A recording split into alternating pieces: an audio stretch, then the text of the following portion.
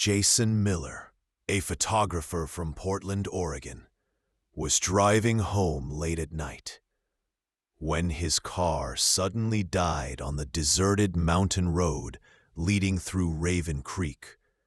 The headlights flickered. The engine clicked. Silence. No houses nearby. No shops. Only cold wind and pine trees watching him. With no other option, Jason walked to the tiny train station he passed earlier. The station was empty, except for one old conductor sitting motionless on a bench.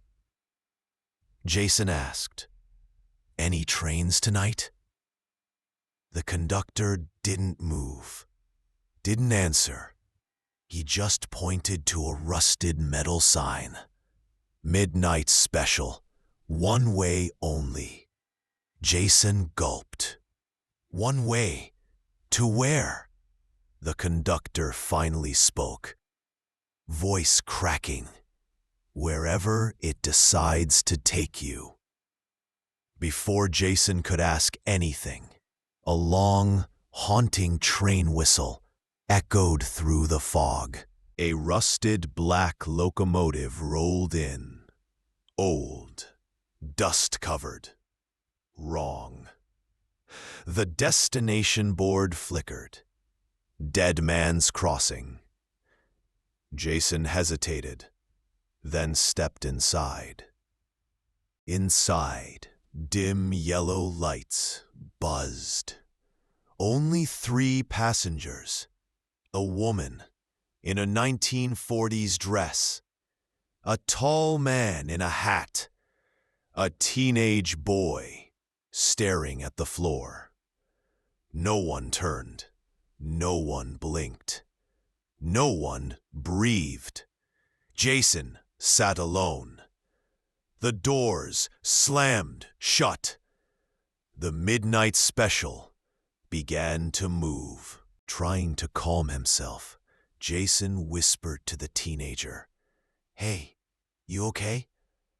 The boy slowly lifted his head, his eyes pure black, and in a cold, hollow whisper, he said, "You should have stayed in Raven Creek." The lights flickered. When they came back, the boy was gone. Only an empty seat remained. The train passed towns Jason had never seen. Hollow Pines, Gravemont, Blackwater Ridge, each darker and more decayed. At Hollow Pines, the woman in the old dress stood up and stepped off. The moment her foot touched the platform, her entire body turned to ash. The wind blew her away. Jason panicked, pounded the conductor's door. No response. Only the tall man remained now. The tall man finally spoke. Without turning, he said, "This train carries 2 kinds of souls." Jason's throat tightened. "What kinds?" The tall man lifted his head. His skin was pale, lifeless. "Those who avoided death, and those death is coming back for." Jason whispered, voice cracking. "Which one am I?" The man answered, "You'll know at the last stop." The train screeched to a stop. Fog filled the cabin. A wooden sign outside read, "Welcome to Dead Man's Crossing. Population 1. Soon 2. Jason stepped back, horrified. From the darkness, familiar voices whispered.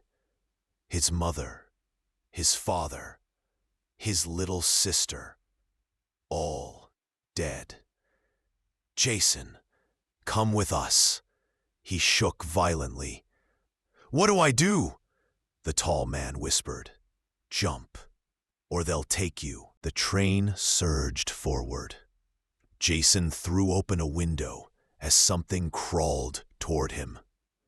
Long arms, hollow eyes, dragging its body on the aisle floor. Jason screamed and leapt. He rolled down a hill, hitting rocks until everything faded to black. Jason woke up at sunrise, on the same road where his car broke down. No tracks, no station, no train. A sheriff found him wandering. Jason whispered, I took the midnight train. The sheriff frowned. There hasn't been a train here since 1952. It crashed, killed everyone. He pointed to an old memorial plaque. Jason stepped closer. On it were photos of the passengers. The woman, the teenager, the tall man, and in the center, Jason's own face from 1952.